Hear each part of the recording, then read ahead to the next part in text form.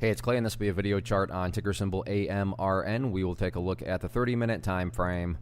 Real quick, what do I mean by 30-minute in case maybe you're new to charts? Instead of each one of these candlesticks here representing 1 day's worth of price action, which is what you would normally see, each one represents 30 minutes. So while this here may look like several days worth of time, it's actually today's price action broken down into 30-minute time slices. I like you this time frame. I think it's a good job of telling the quote-unquote story of the price, and then makes mapping out where levels of support and resistance a bit easier to see. Now, I did this analysis yesterday, so that's where these red and green line annotations are coming from. But after today's price movement, definitely some updates here need to be done. So first I'm going to do is a little house cleaning, just get rid of this line down there. Sure, that line still pertains. It's just not relevant right now.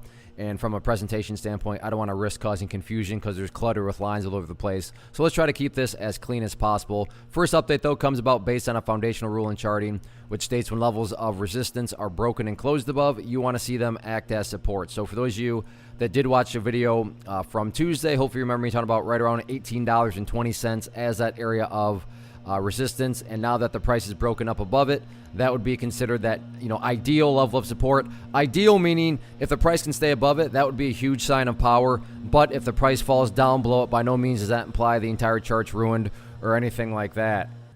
I do apologize. I don't know if the mic was picking it up yet, but we have some yard guys here that are doing the fall cleanup, so I don't know if you heard the leaf blowers or not.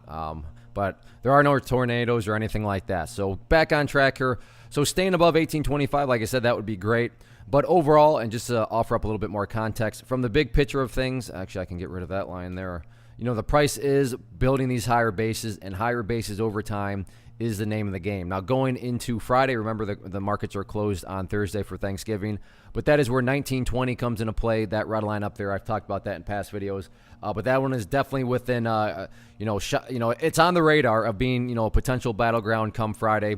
So we'll see if the price can break up above there or not. In the event the price can push through that level, I do want to get, the next level mapped out. And that next level would be the pink line here, which is the famous 200 period simple moving average, currently valued at $19.77. But remember, it is a moving average, so that value will change over time. But keep an eye on that. One break at a time, though, one hurdle at a time, and that first hurdle again at 1920. Overall, though, very nice movement, especially when you consider that across the board it was a much more milder day because of Thanksgiving and a lot of people traveling. But this one made a nice move in the upwards direction, so we'll see how it closes out the week on Friday.